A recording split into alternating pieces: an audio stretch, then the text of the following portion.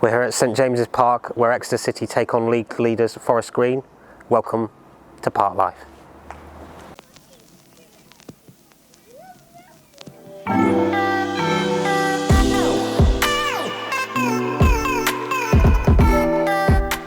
a couple of challenges in towards goal. Oh my word! City have pinched it at the end. There's an opportunity for Martin. Oh, City have scored! At the far post, and then the shot's gone in. A real bobbler. Goes around now, the shot comes in. That's an Arsenal save. Well, Williams overcomes the cross, and it's 2-0. It's Lee Martin who snapped it past the goalkeeper to make the point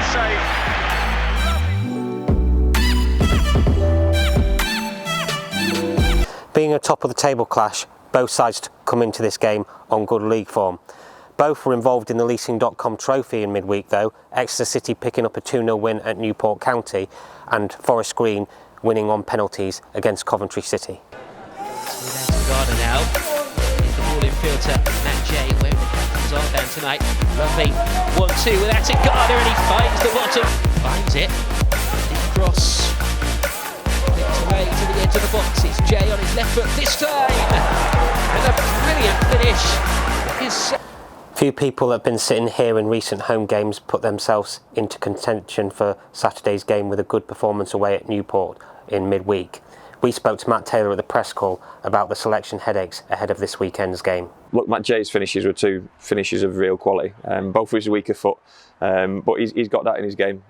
He's done it time and time again for us now for a long period of time. I've got a selected team which I think will go out and win the game Saturday. That's what we try and do in terms of every opposition we face. We try and go into it positive and try and win the game. Certainly some of those players who played Tuesday night have put themselves forward. Nigel Quashie also got 60 minutes on Tuesday night. We talked to him about his comeback from a long injury layoff. I'm feeling really good, to be fair. It was quite a test for me. I played 45 minutes last Thursday, 60 Tuesday. I'm feeling good. How did it feel to get back out there again and start a game on Tuesday? Oh, the feeling was unbelievable. I waited a long time for my first game after 8 months. Well, it was a bit strange, you know, because you have to take your mark on the pitch, your position, like everything happens to be new for me. It's like I have to learn again. But yeah, I'm really looking forward for the next month, and yeah, I'm feeling ready. So if you like a bit of magic and you're bringing along your kids, don't forget Les the Fez is back for the first time this season on Saturday. There's also free face painting, and don't forget to visit the Junior Grecians Lounge. We're here in the museum room, and what's this contraption here we've got? That is an Exeter City rattle, which were more popular in the terraces in earlier decades until they were banned because they were considered offensive weapons. Ah, right, not because they were too noisy. Well, out there it's fine, but in here you don't want to rattle it around too much because, yeah. Very simplistic but very noisy contraption. I do like it. Well, they were issued in World War II. So in lieu of air raid sirens, everyone had a rattle so you could run around the streets. But of course, when the bombing stopped, they had to find a new purpose for them. So they were adopted on the terraces, and there you go. Yeah. We've got plenty of interesting items in this museum room. What would you pick out as your favourite in here? Yeah, there's so much stuff. We collected thousands of items over the last sort of 6 years or so, and of course people have been collecting stuff at the club for many years before, but if I picked out a few, we've got 2 footballs from the 1914 tour of South America. Yeah. So just to kind of think about, you know, they're items in a museum now, but to think at one point they were active, they were footballs the team played with and playing in that sort of a bit of a random context in Brazil.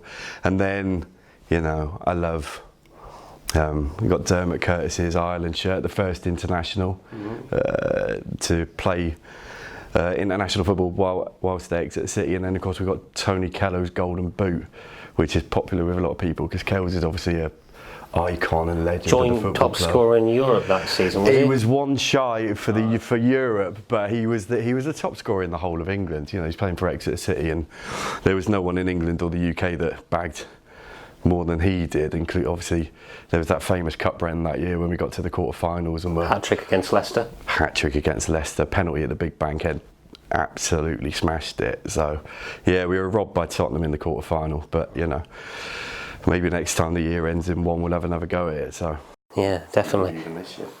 Just want to touch as well, because well, you're a museum officer here, but you've also taken on the role of programme editor. Just run us through how what you've done this week with the programme and how pleased you are to take on that role. Well, I should have said my favourite thing in the museum was the programmes, shouldn't I? Because we've got thousands of those. But no, I'm delighted to take over the programme job. I mean, obviously the last few seasons, it's won many awards, so we need to keep those standards up and push them even higher. Especially with Plymouth Argyle coming down into our division now, we've got to beat them in the programme award, haven't we? Derby's on the pitch and off the pitch, all over the place. So yeah, absolutely, we'll try and win both those particular battles. But yeah, look, I've the first week this week, I've absolutely loved it. You know, putting the programme together, got some great contributors. I mean, the work that you guys have done has really sort of set the template for this season, and there's just a really great range of features. It's not like the old days where it just told you who was playing, but it's really kind of like, in my mind, really central to the football club. It's everything that's going on, so it's all about the football. It's the games we have played, the games we're going to play. There's lots of history stuff for people like myself. There's lots of great features, the museum feature. There's the 89-90 feature by Simon Carter, which is a great read, a little trip down a very happy memory lane. And then of course you got all this stuff. We're looking forward to what's coming up, and there's so much in there. I would recommend anyone picks up a copy and has a good old read. Yeah, definitely. So looking forward, we go forward to this Saturday's game against Forest Green. It's another top of the table clash, all set for a good afternoon at St James's Park. Well, that's it. We're set, aren't we? You know, we're getting a bit used to this top of the table clash business. Obviously, it's still early in the season, but I think we're getting to the stage now. You know, sort of who's who. I think it takes a little bit of time in League Two to really know who the runners and riders are, who the contenders are. And Forest Green, you know, they've been there or thereabouts like ourselves. And this year, obviously, we were top last week, they're top this week, and they come here on a pretty decent run of form. So I think it's going to be a really good game of football tomorrow. What do you think the keys are going to be to getting a victory on Saturday for C? Well, there's obviously the taking the chances. Forest Green are joint top for the goals conceded, and I mean that in a positive sense. They've only let in 6, the same as Newport, so we can't be too wasteful.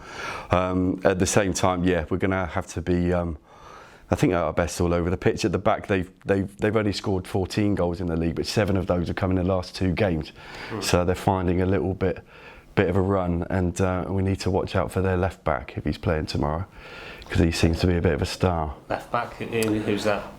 Mills. Yeah, Mills. He's their captain. He's their top scorer. I think he takes the penalties, but he's played at good standard, and he's kind of leading the way this season for the Green Devils. On the opposite side of the fence, who should Forest Green be looking out for in the Exeter side, do you think? Well, the thing I like about the Exeter side is that, you know, some teams have a clear danger man, and I think we've got options all over the pitch. I mean, we've got Randell, who's gone from can he find an end product to week after week putting the assist in. Ryan's going to have a big game up against their defence, I think, and he's going to be crucial at leading the line and holding it up. And then, of course, Lee Martin, our feature interview in the programme, which is a must-read.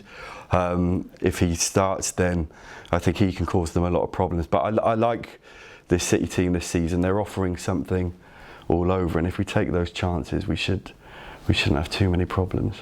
Just finally, as we always do on Park Life, we push our guests for a score prediction. So what do you think? Well, I've been speaking to Forest Green fans. They think it's going to be close, and it does feel sort of, if I looked at it neutrally, I'd say it's maybe a first goal wins kind of game. So I'm going to go for a 1-0 City win.